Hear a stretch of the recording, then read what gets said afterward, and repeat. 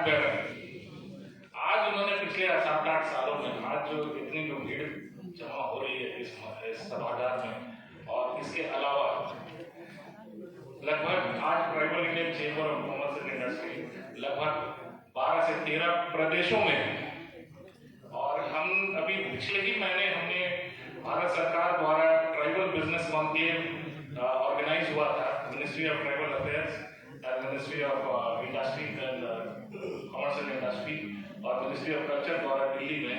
उसमें पूरे लगभग 16-17 प्रदेशों से आदिवासी उद्यमी आए थे, और जिसमें झारखंड के द्वारा सबसे ज्यादा उद्यमी वहाँ पर अपना प्रेजेंस वहाँ पर अपना शोकेस किए, और ये वहाँ केंद्रीय ट्राइबल अफेयर्स मिनिस्टर ने भी हमारे को काफी सराहा है। तो इनके द्वारा बहुत सारी, क्योंकि ये एक लंबे पहल से उन्होंने खाई घोड़ा नाला सब पार किया है, तो उनके पास पेन पॉइंट्स हैं जो हाईलाइट करना चाहते हैं, और सरकार को आगाह कर रहे हैं, उनको निवेदन कर रहे हैं कि उन्हें किस तरह आदिवासी उद्यमियों को मदद चाहिए और किस तरह उनको उनका साथ चाहिए। लास्ट में विशेषकर तापस साहू जी को धन्यवाद देता हूँ। इन्होंने शुरू से ही मैं जब से वापस झारखंड वापस आया और अपने उद्यम शुरू किया हूँ, हमें व्यक्तिगत रूप में भी और वैसे भी उन्होंने बहुत प्रोत्साहन किया है। वो इर्रिस्पेक्टिव वो ट्राइबल नॉन ट्राइबल वो कभी नहीं देखते, वो व्यक्ति विशेष देखते हैं कि वो कैसे कर रहे हैं। उन्होंने जो आज जो शब्दें कही है कि आप किसी को अपने आप से कमजोर मत समझो, ठीक है, आपको सब्सिडी नहीं देखना चाहिए कि आपको एक्स्ट्रा सब्सिडी मिल रहा है इसलिए आपको उद्यमी बनना चाहिए। आपको इसलिए करना चाहिए कि आपके पास एक आइडिया है, एक सोच है, आप उसमें। मैं कभी उदाहरण अपनी कंपनी का नहीं देना चाहता हूँ, लेकिन पिछले 6 साल पहले मैं भी 7 साल पहले मैंने भी यहाँ पर कहीं से शुरू किया।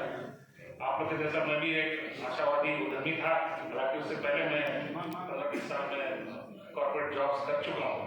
तो उसके बाद मैंने अपने यहाँ पर जमशेदपुर में इंडस्ट्री लगाई, और विचार करके उस समय मेरे पास 0 कंपनी थी।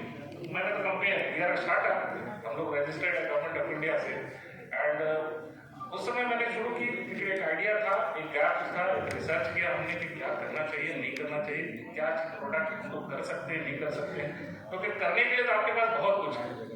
अब बोला जाए तो हर एक आदिवासी यहाँ पर एक फैमिली के पास 2.25 एकड़ औसतन जमीन है झारखंड में, हर आदिवासी परिवार। तो क्या कर रहे हैं उसमें?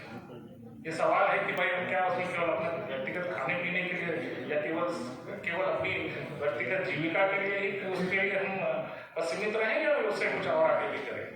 ये एक सवाल उठता है। तो जब आप जाइएगा वापस तो ये सवाल जरूर अपनी ये में उसको जीवित रखिएगा कि इसका जवाब आपके पास क्या है और आपको क्या करना चाहिए।